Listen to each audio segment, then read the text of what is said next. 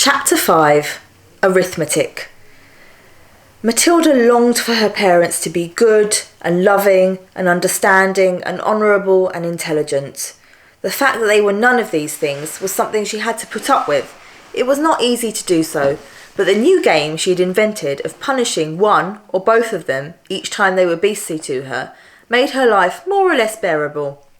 Being very small and very young, the only power Matilda had over anyone in her family was brain power. For sheer cleverness she could run rings around them all. But the fact remained that any 5-year-old girl in any family was always obliged to do as she was told, however asinine the orders might be.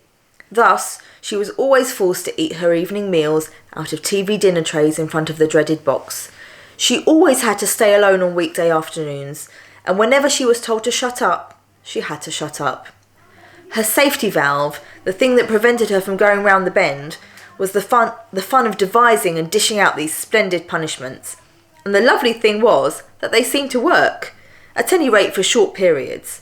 The father in particular became less cocky and less unbearable for several days after receiving a dose of Matilda's magic medicine. The parrot in the chimney affair quite definitely cooled both parents down a lot, and for over a week they were comparatively civil to their small daughter. But alas, this couldn't last. The next flare-up came one evening in the sitting room. Mr. Wormwood had just returned from work. Matilda and her brother were sitting quietly on the sofa, waiting for their mother to bring in the TV dinners on a tray. The television had not yet been switched on. In came Mr. Wormwood in a loud check suit and a yellow tie. The appalling orange and green check of the jacket and trousers almost blinded the onlooker. He looked like a low-grade bookmaker dressed up for his daughter's wedding, and he was very clearly pleased with himself this evening. He sat down in an armchair and rubbed his hands together and addressed his son in a loud voice.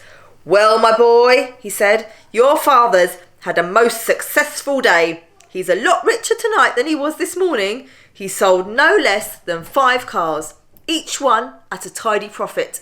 Sawdust in the gearboxes, the electric drill on the speedometer cables, a splash of paint here and there, and a few other clever little tricks, and the idiots were falling all over themselves to buy." He fished a bit of paper from his pocket and studied it. "Listen, boy," he said, addressing the son and ignoring Matilda. "Seeing as you'll be going into this business with me one day, you've got to know how to add up the profits you make at the end of each day.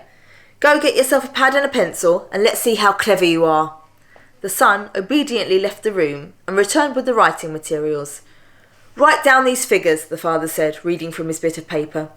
"Car number 1 was bought by me for £278 and sold for £1,425. Got that?" The 10-year-old boy wrote the 2 separate amounts down slowly and carefully. "Car number 2, the father went on, cost me £118 and sold for £760. Got it?" "Yes, Dad," the son said. "I've got that." "Car number 3 cost £111 and sold for £999.50. "Say that again," the son said. "How much did it sell for?" £999.50, the father said. "And that, by the way, is another of my nifty little tricks to diddle the customer. Never ask for a big round figure. Always go just below it. Never say £1,000. Always say £999.50. It sounds much less, but it isn't. Clever, isn't it?" "Very," the son said. "You're brilliant, Dad."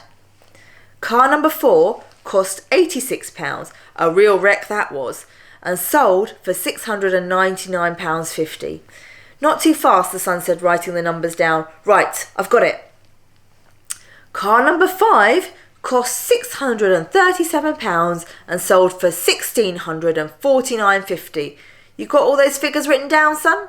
"Yes, Daddy," the boy said, crouching over his pad and carefully writing. "Very well," the father said.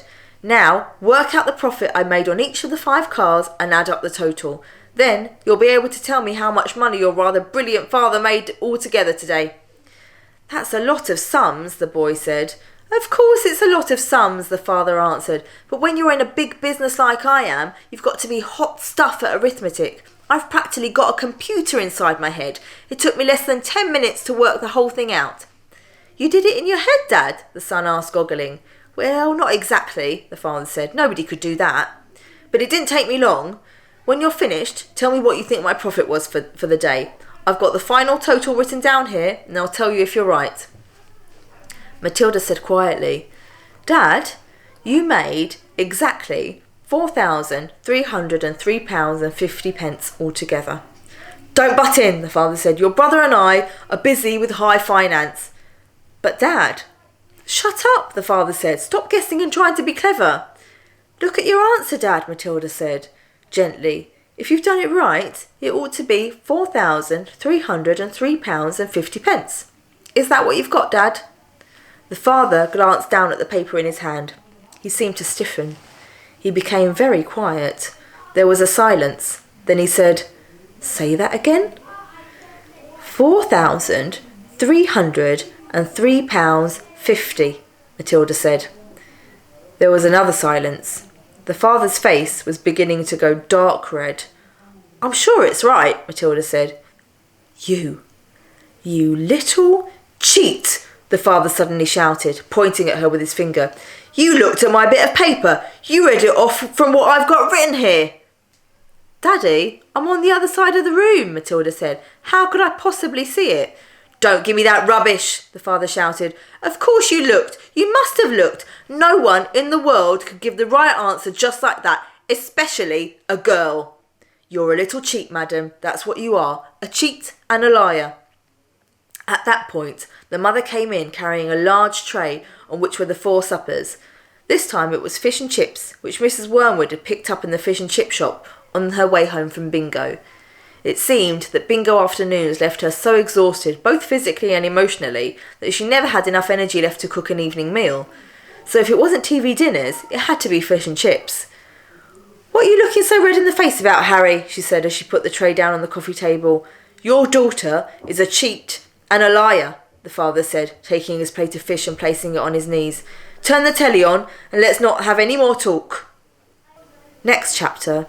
The Platinum Blonde Man.